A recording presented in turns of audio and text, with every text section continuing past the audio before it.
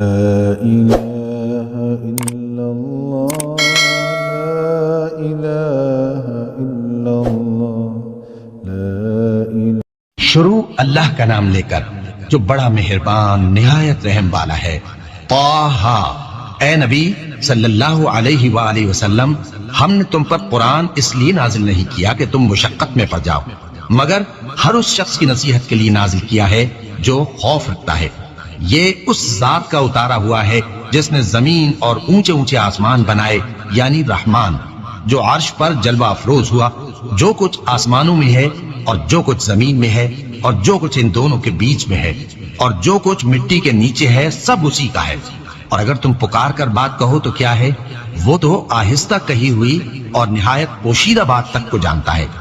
اللہ وہ معبود برحق ہے کہ اس کے سوا کوئی معبود نہیں ہے، اس کے سب نام اچھے ہیں. اور کیا تمہیں موسیٰ کے حال کی خبر ملی ہے؟ جب انہوں نے آگ دیکھی تو اپنے گھر والوں سے کہا کہ تم یہاں ٹھہرو، میں نے آگ دیکھی ہے، میں وہاں جاتا ہوں، شاید اس میں سے میں تمہارے پاس انگارہ لاؤں یا آگ کے مقام سے اپنا راستہ معلوم کر سکوں. پھر جب وہ وہاں پہنچے تو آواز آئی کہ اے موسیٰ، میں تو تمہارا پروردگار ہوں، تو اپنے جوتے اتار دو، تم یہاں پاک میدان یعنی طویٰ میں ہو، اور میں نے تم کو منتخب کر لیا ہے، تو جو حکم دیا جائے اسے سنو. بے شک میں ہی اللہ ہوں، میرے سوا کوئی معبود نہیں، تو میری عبادت کیا کرو اور میری یاد کے لیے نماز پڑھا کرو. قیامت یقیناً آنے والی ہے، میں چاہتا ہوں کہ اس کے وقت کو پوشیدہ رکھوں تاکہ ہر شخص جو کوشش کرے اس کا بدلہ پائے. تو جو شخص اس پر ایمان نہیں رکھتا اور اپنی خواہش کے پیچھے چلتا ہے، کہیں تم کو اس کے یقین سے روک نہ دے، تو اس صورت میں تم ہلاک ہو جاؤ. اور اے موسیٰ، یہ تمہارے داہنے ہاتھ میں کیا ہے؟ انہوں نے کہا یہ میری لاٹھی ہے، اس پر میں ٹیک لگاتا ہوں اور اس سے اپنی بکریوں کے لیے پتے جھاڑتا ہوں، اور اس میں میرے اور بھی کئی فائدے ہیں. فرمایا کہ موسیٰ اسے زمین پر ڈال دو، تو انہوں نے اس کو ڈال دیا اور وہ یکا یک سانپ بن کر دوڑنے لگا. فرمایا کہ اسے پکڑ لو اور ڈرنا مت، ہم اس کو ابھی اس کی پہلی حالت پر لوٹا دیں گے. اور اپنا ہاتھ اپنی بغل میں دبا لو کہ وہ کسی عیب و بیماری کے بغیر سفید چمکتا دمکتا نکلے گا. یہ دوسری نشانی ہے تاکہ ہم تمہیں اپنے بڑے بڑے نشانات دکھائیں. تم فرعون کے پاس جاؤ کہ وہ سرکش ہو رہا ہے. کہا اے میرے پروردگار، اس کام کے لیے میرا سینہ کھول دے اور میرا کام آسان کر دے اور میری زبان کی گرہ کھول دے تاکہ وہ میری بات سمجھ لے، اور میرے گھر والوں میں سے ایک کو میرا وزیر یعنی مددگار مقرر فرما، یعنی میرے بھائی ہارون کو. اس سے میری کمر کو مضبوط کر اور اسے میرے کام میں شریک کر تاکہ ہم تیری بہت سی تسبیح کریں اور تجھے کثرت سے یاد کریں. تو ہم کو ہر حال میں دیکھ رہا ہے. فرمایا موسیٰ، تمہاری دعا قبول کی گئی، اور ہم نے تم پر ایک بار اور بھی احسان کیا تھا جب ہم نے تمہاری والدہ کو الہام کیا تھا جو تمہیں بتایا جاتا ہے. وہ یہ تھا کہ اسے یعنی موسیٰ کو صندوق میں رکھو، پھر اس صندوق کو دریا میں ڈال دو تو دریا اس کو کنارے پر ڈال دے گا، اور میرا اور اس کا دشمن اسے اٹھا لے گا. اور موسیٰ، میں نے تم پر اپنی طرف سے محبت ڈال دی، اور اس لیے کہ تم میرے سامنے پرورش پاؤ. جب تمہاری بہن وہاں فرعون کے ہاں گئی اور کہنے لگی کہ میں تمہیں اس کا پتہ دوں جو اس کو پالے پوسے، تو اس طریق سے ہم نے تم کو تمہاری ماں کے پاس پہنچا دیا تاکہ ان کی آنکھیں ٹھنڈی ہوں اور وہ رنج نہ کریں. اور تم نے ایک شخص کو مار ڈالا تھا تو ہم نے تم کو غم سے نجات دی، اور ہم نے تمہاری کئی بار آزمائش کی، پھر تم کئی سال اہل مدین میں ٹھہرے رہے. پھر اے موسیٰ، تم ایک اندازے پر آ پہنچے اور میں نے تم کو اپنے کام کے لیے بنایا ہے، تو تم اور تمہارا بھائی دونوں ہماری نشانیاں لے کر جاؤ اور میری یاد میں سستی نہ کرنا. دونوں فرعون کے پاس جاؤ کہ وہ سرکش ہو رہا ہے، اور اس سے نرمی سے بات کرنا، شاید وہ غور کرے یا ڈر جائے. دونوں کہنے لگے کہ اے ہمارے پروردگار، ہمیں خوف ہے کہ وہ ہم پر زیادتی کرنے لگے یا زیادہ سرکش ہو جائے. اللہ نے فرمایا کہ ڈرو مت، میں تمہارے ساتھ ہوں کہ سنتا اور دیکھتا ہوں. اچھا تو اس کے پاس جاؤ اور کہو کہ ہم آپ کے پروردگار کے بھیجے ہوئے ہیں، تو بنی اسرائیل کو ہمارے ساتھ جانے کی اجازت دیجیے اور انہیں عذاب نہ کیجیے. ہم آپ کے پاس آپ کے پروردگار کی طرف سے نشانی لے کر آئے ہیں، اور جو ہدایت کی بات مانے اس کو سلامتی ہو. ہماری طرف یہ وحی آئی ہے کہ جو جھٹلائے اور منہ پھیرے اس کے لیے عذاب تیار ہے. غرض موسیٰ اور ہارون فرعون کے پاس گئے. اس نے کہا کہ موسیٰ، تمہارا پروردگار کون ہے؟ کہا کہ ہمارا پروردگار وہ ہے جس نے ہر چیز کو اس کی شکل و صورت بخشی، پھر راہ دکھائی. کہا تو پہلی قوموں کا کیا حال ہوا؟ فرمایا کہ ان کا علم میرے پروردگار کو ہے جو کتاب میں لکھا ہوا ہے. میرا پروردگار نہ چوکتا ہے نہ بھولتا ہے. وہ وہی تو ہے جس نے تم لوگوں کے لیے زمین کو فرش بنایا اور اس میں تمہارے لیے رستے بنا دیے اور آسمان سے پانی برسایا، پھر اس سے مختلف نباتات پیدا کی کہ خود بھی کھاؤ اور اپنے مویشیوں کو بھی چراؤ۔ بے شک ان باتوں میں عقل والوں کے لیے بہت سی نشانیاں ہیں۔ اسی زمین سے ہم نے تم کو پیدا کیا اور اسی میں ہم تمہیں لوٹائیں گے اور اسی سے ہم تمہیں دوسری دفعہ نکالیں گے۔ اور ہم نے فرعون کو اپنی سب نشانیاں دکھائیں مگر وہ تکذیب اور انکار ہی کرتا رہا۔ کہنے لگا کہ موسیٰ، کیا تم ہمارے پاس اس لیے آئے ہو کہ اپنے جادو کے زور سے ہمیں ہمارے ملک سے نکال دو؟ تو ہم بھی تمہارے مقابل ایسا ہی جادو لائیں گے، تو ہمارے اور اپنے درمیان ایک وقت مقرر کر لو کہ نہ تو ہم اس کے خلاف کر رہے ہیں اور نہ تم، اور یہ مقابلہ ایک ہموار میدان میں ہوگا۔ موسیٰ نے کہا کہ آپ کے لیے یوم زینت کا وعدہ ہے اور یہ کہ لوگ اس روز دن چڑھے اکٹھے ہو جائیں۔ تو فرعون لوٹ گیا اور اپنے سامان جمع کر کے پھر آیا۔ موسیٰ نے ان جادوگروں سے کہا کہ یہ تمہاری بربادی ہوگی، اللہ پر جھوٹ نہ باندھو، وہ تمہیں عذاب سے فنا کر دے گا، اور جس نے جھوٹ باندھا وہ نامراد رہا۔ تو وہ باہم اپنے معاملے میں جھگڑنے اور چپکے سرگوشی کرنے لگے، کہنے لگے یہ دونوں جادوگر ہیں، چاہتے ہیں کہ اپنے جادو کے زور سے تم کو تمہارے ملک سے نکال دیں اور تمہارے بہترین مذہب کو نابود کر دیں۔ تو تم جادو کا سامان اکٹھا کر لو اور پھر قطار باندھ کر آؤ، آج جو غالب رہا وہی کامیاب ہوا۔ جادوگر بولے کہ موسیٰ، یا تو تم اپنی چیز ڈالو یا ہم اپنی چیزیں پہلے ڈالتے ہیں۔ موسیٰ نے کہا بلکہ تم ہی پہلے ڈالو۔ جب انہوں نے چیزیں ڈالی تو یکا یک ان کی رسیاں اور لاٹھیاں موسیٰ کے خیال میں ایسی آنے لگی کہ وہ میدان میں ادھر ادھر دوڑ رہی ہے۔ اس وقت موسیٰ نے اپنے دل میں خوف محسوس کیا۔ ہم نے کہا خوف نہ کرو، بلا شبہ تم ہی غالب رہو گے، اور جو چیز یعنی لاٹھی تمہارے داہنے ہاتھ میں ہے اسے ڈال دو کہ جو کچھ انہوں نے بنایا ہے اس کو وہ نکل جائے گی۔ جو کچھ انہوں نے بنایا ہے یہ تو جادوگروں کے ہتھ کنڈے ہیں، اور جادوگر جہاں بھی جائے کامیاب نہیں ہوگا۔ اس پر جادوگر سجدے میں گر پڑے، کہنے لگے کہ ہم موسیٰ اور ہارون کے پروردگار پر ایمان لائے۔ فرعون بولا کہ پیشتر اس کے کہ میں تمہیں اجازت دوں تم اس پر ایمان لے آئے، بے شک یہ تمہارا بڑا یعنی استاد ہے جس نے تم کو جادو سکھایا ہے، سو میں تمہارے ہاتھ اور پاؤں مخالف سمت سے کٹوا دوں گا اور تم کو کھجوروں کے تنوں پر سولی چڑھوا دوں گا، اور تم کو معلوم ہوگا کہ ہم میں سے کس کا عذاب زیادہ سخت اور دیر تک رہنے والا ہے۔ انہوں نے کہا کہ جو دلائل ہمارے پاس آ گئے ہیں ان پر اور جس نے ہم کو پیدا کیا ہے اس پر ہم آپ کو ہرگز ترجیح نہیں دیں گے، تو آپ کو جو حکم دینا ہو دے دیجئے، اور آپ جو حکم دے سکتے ہیں وہ صرف اسی دنیا کی زندگی میں دے سکتے ہیں۔ ہم تو اپنے پروردگار پر ایمان لے آئے تاکہ وہ ہمارے گناہوں کو معاف کرے، اور اسے بھی جو آپ نے ہم سے زبردستی جادو کرایا، اور اللہ سب سے اچھا ہے اور ہمیشہ باقی رہنے والا ہے۔ جو شخص اپنے پروردگار کے پاس گناہگار ہو کر آئے گا تو اس کے لیے جہنم ہے جس میں نہ وہ مرے گا نہ جیے گا، اور جو اس کے روبرو ایماندار ہو کر آئے گا اور عمل بھی نیک کیے ہوں گے تو ایسے لوگوں کے لیے اونچے اونچے درجے ہیں، یعنی ہمیشہ رہنے کے باغ جن کے نیچے نہریں بہ رہی ہیں، ہمیشہ ان میں رہیں گے، اور یہ اس شخص کا بدلہ ہے جو پاک ہوا۔ اور ہم نے موسیٰ کی طرف وہی بھیجی کہ ہمارے بندوں کو راتوں رات نکال لے جاؤ، پھر ان کے لیے سمندر میں لاٹھی مار کر خشک رستہ بنا دو، پھر تم کو نہ فرعون کے آ پکڑنے کا خوف ہوگا اور نہ غرق ہونے کا ڈر۔ پھر فرعون نے اپنے لشکروں کے ساتھ ان کا تعاقب کیا تو سمندر کی موجوں نے ان پر چڑھ کر انہیں ڈھانک لیا یعنی ڈبو دیا، اور فرعون نے اپنی قوم کو گمراہ کر دیا اور سیدھے رستے پر نہ ڈالا۔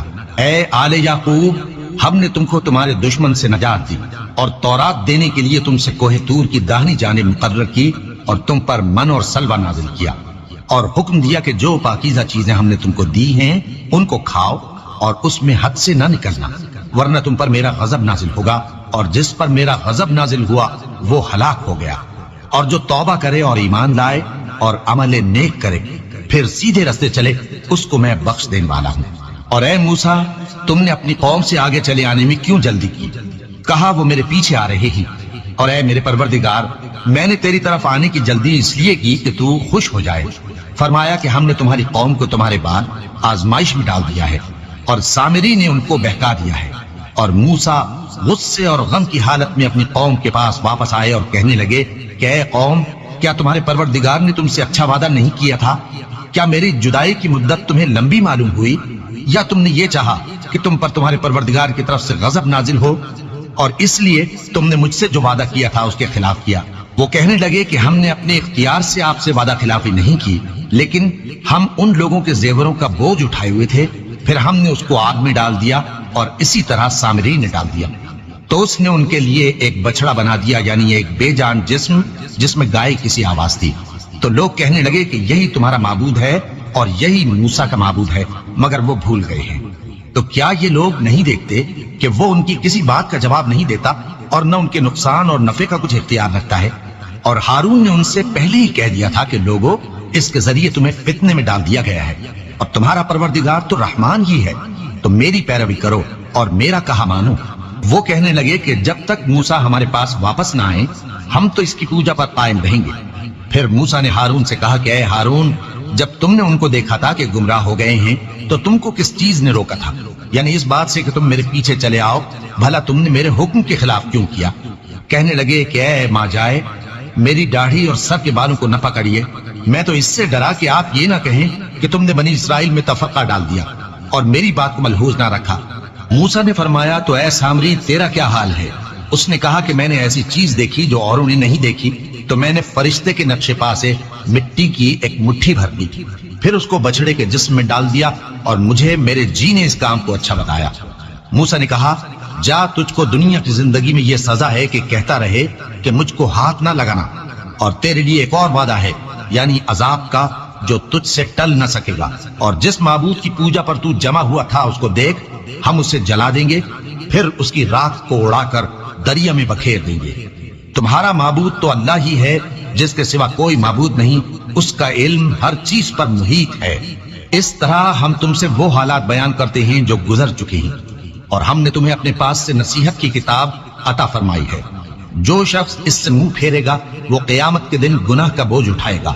ایسے لوگ ہمیشہ اس عذاب میں مبتلا رہیں گے، اور یہ بوجھ قیامت کے روز ان کے لیے برا ہوگا۔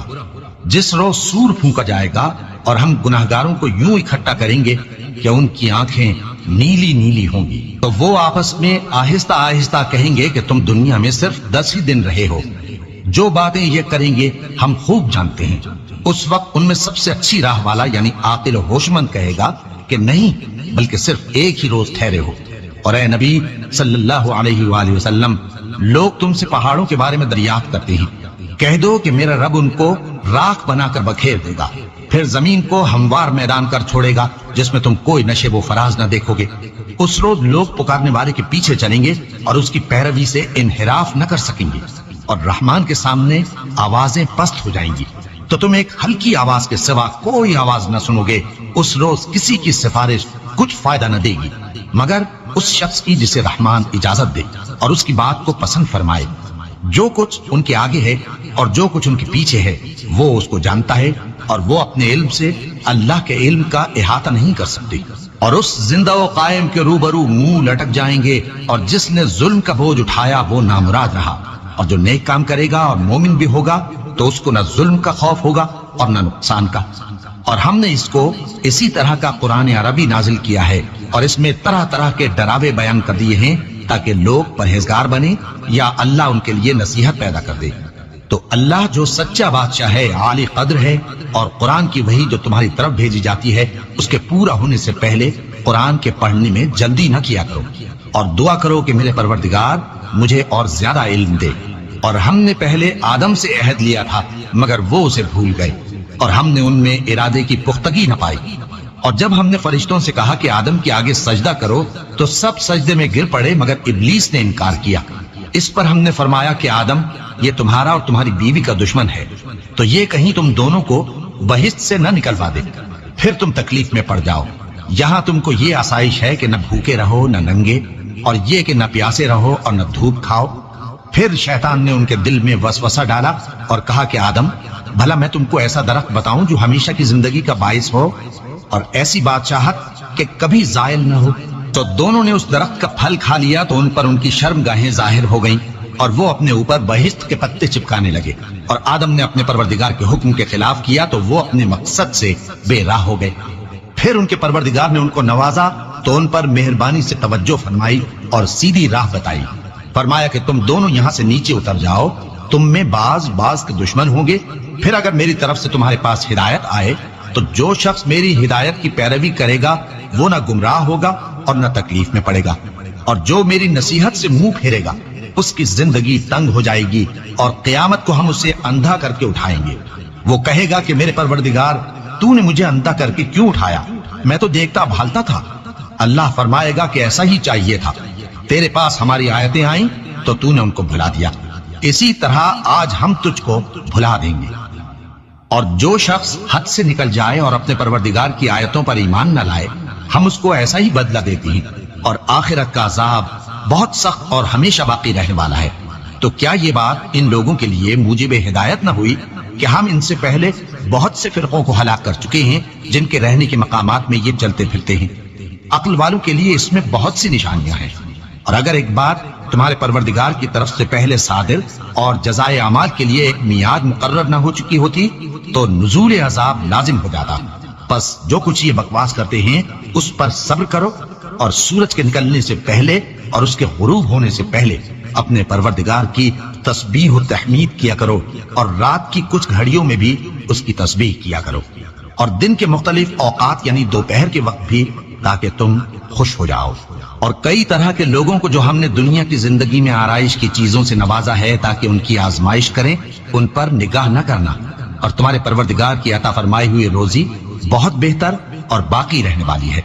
اور اپنے گھر والوں کو نماز کا حکم کرو اور اس پر قائم رہو۔ ہم تم سے روزی کے خواستگار نہیں، بلکہ تمہیں ہم روزی دیتے ہیں، اور نیک انجام اہل تقوی کا ہے۔ اور کہتے ہیں کہ یہ پیغمبر اپنے پروردگار کی طرف سے ہمارے پاس کوئی نشانی کیوں نہیں لائے؟ کیا ان کے پاس پہلی کتابوں کی نشانی نہیں آئی؟ اور اگر ہم ان کو پیغمبر کے بھیجنے سے بیشتر کسی عذاب سے ہلاک کر دیتے تو یہ کہتے کہ اے ہمارے پروردگار، تو نے ہماری طرف کوئی پیغمبر کیوں نہ بھیجا کہ ہم ذلیل اور رسوا ہونے سے پہلے تیرے احکام کی پیروی کرتے؟ کہہ دو کہ سب نتائج اعمال کے منتظر ہیں، سو تم بھی منتظر رہو، ان قریب تم کو معلوم ہو جائے گا کہ دین کے سیدھے رستے پر چلنے والے کون ہیں اور جنت کی طرف راہ پانے والے کون ہیں، ہم یا تم۔